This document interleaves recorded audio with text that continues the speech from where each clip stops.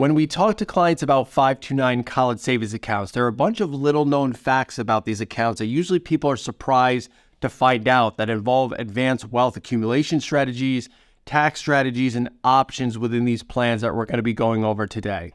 There are so many of them, in fact, that we created a top 10 list. And the first one on the list is, starting in 2024, you will be able to process Roth transfers directly from 529s to Roth IRAs. This is a great new option for balances that may be left over in these 529 accounts and you want to fund a Roth IRA for that beneficiary.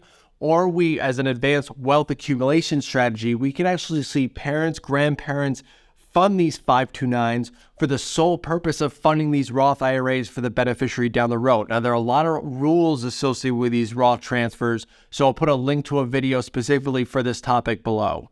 Number 2, you do not have to be the parent of the child to be eligible to establish one of these 529 college savings accounts. You could be a grandparent, an aunt, an uncle, a cousin, a friend. It doesn't matter. So any single beneficiary could have any number of 529s. So the parents could establish one, the grandparents could establish one, a friend could establish one. There is no limit to the number of 529s that one beneficiary can have.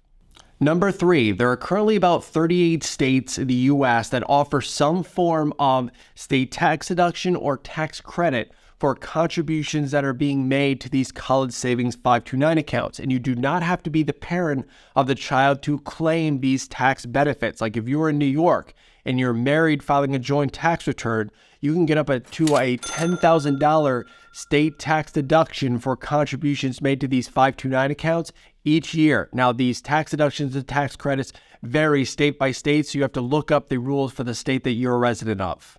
Number 4, do not miss out on tax deductions if your children are already in college, which means you can continue to contribute to these 529 accounts even though that they're already in school. And we will run into some clients where we're sitting down and they say, yep, my daughter is a sophomore at such and such university. I actually don't have a 529 account for them. And we'll say, are you paying anything out of pocket for college? And they'll say, yep, I'm paying about 20 grand per year. Well, we say, well, if you're a resident of New York, you should contribute $10,000 to the 529 account. As soon as that check clears, you can then request a distribution of that $10,000 and pay the tuition bill. And what you just did is you made yourself eligible for that $10,000 state tax deduction for contributing to a 529 account in that year.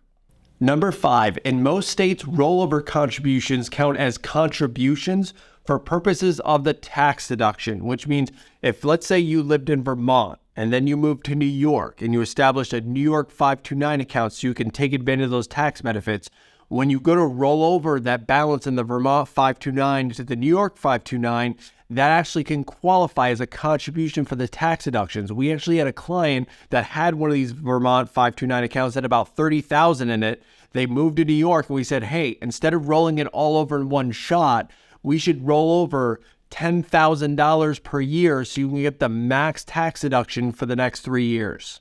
Number 6, not all states allow distributions for K through 12 qualified educational expenses. Prior to 2018, these 529 accounts could only be used for college expenses. And then in 2018, the federal government changed the rules and said, okay, you can distribute up to $10,000 per year for K through 12 qualified expenses from these 529 accounts. But the states do not necessarily have to adhere to the tax rules that the federal government adopts. So if you live in a state that has income tax and you have one of these 529 accounts, some states do not recognize those K through 12 expenses as qualified, which means if you take the distribution, the Fed says you're okay, but you may end up having to pay state tax on the earnings piece of those distributions, and the state could claw back some of the tax deductions or credits you took for those contributions since it was a non-qualified withdrawal.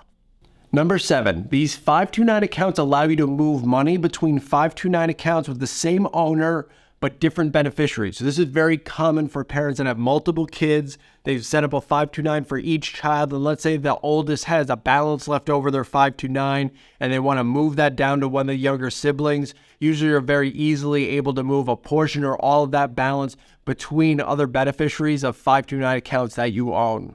Number 8, the owner can always withdraw their contributions from these accounts tax and penalty free at any time. So let's say you've been contributing to this 529 account, $10,000 a year for 2 years. There's 20 grand in there. If at any point you need to draw that money back out, let's say it's not for a college expense, that 20,000 is not subject to either taxes or penalties. It's just the earnings piece. If you would draw the earnings piece out and it's not for a qualified educational expense, the earnings is subject to taxes and a 10% penalty because you didn't use it for a qualified education expense.